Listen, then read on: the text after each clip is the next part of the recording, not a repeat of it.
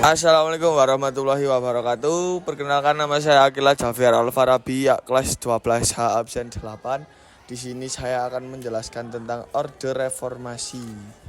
Jadi kita akan mulai dari latar belakangnya. Latar belakang lahirnya reformasi ditandai dengan krisis ekonomi dan politik pada akhir kekuasaan Orde Baru yang terjadi karena maraknya praktik korupsi, kolusi, dan nepotisme atau yang biasa disebut dengan KKN, dan banyaknya beban utang negara yang tidak sanggup dibayar. Lalu yang selanjutnya saya akan menjelaskan tentang faktor penyebabnya. 1. Krisis ekonomi Asia pada tahun 1997 sampai 1999, yaitu krisis ekonomi yang melanda Asia termasuk Indonesia, menyebabkan keterpurukan ekonomi dan meningkatkan kemiskinan. Lalu yang kedua ada korupsi dan nepotisme. Pemerintahan Soeharto dianggap korup dan nepotis yang menyebabkan ketidakpuasan masyarakat. Lalu yang ketiga yaitu penindasan dan pelanggaran HAM. Pemerintahan Soeharto dianggap melakukan penindasan dan pelanggaran hak asasi manusia terhadap lawan politik dan aktivis. Lalu yang keempat yaitu gerakan mahasiswa dan masyarakat. Gerakan mahasiswa dan masyarakat yang menuntut reformasi dan perubahan politik.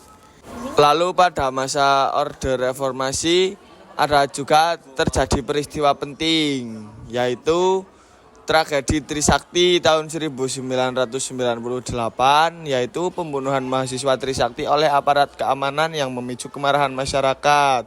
Selanjutnya ada juga sidang istimewa MPR pada tahun 1998, yaitu sidang istimewa MPR yang memutuskan untuk mengganti Presiden Soeharto dengan Wakil Presiden B.J. Habibie. Yang terakhir yaitu ada pemilihan presiden pada tahun 1999, yaitu pemilihan presiden yang pertama kali diadakan secara langsung yang dimenangkan oleh Abdurrahman Wahid.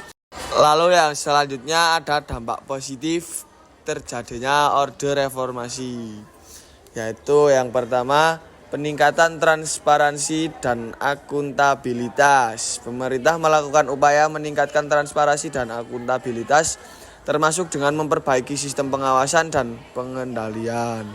Lalu yang kedua yaitu peningkatan kerjasama internasional. Pemerintah melakukan upaya meningkatkan kerjasama internasional, termasuk dengan memperbaiki hubungan diplomatik dan meningkatkan partisipasi dalam organisasi. Lalu jika ada dampak positif, pasti ada juga dampak negatif. Dampak negatif Orde Reformasi yaitu 1. Pengaruh asing.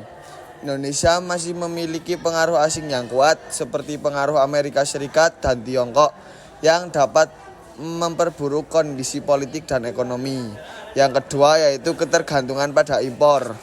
Indonesia masih memiliki ketergantungan yang tinggi pada impor seperti impor bahan pangan dan bahan bakar yang dapat memperburuk kondisi ekonomi.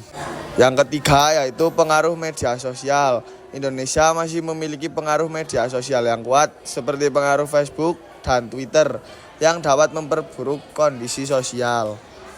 Ya, sekian video dari saya. Mohon maaf bila banyak kurangnya. Semoga video ini bermanfaat. Terima kasih.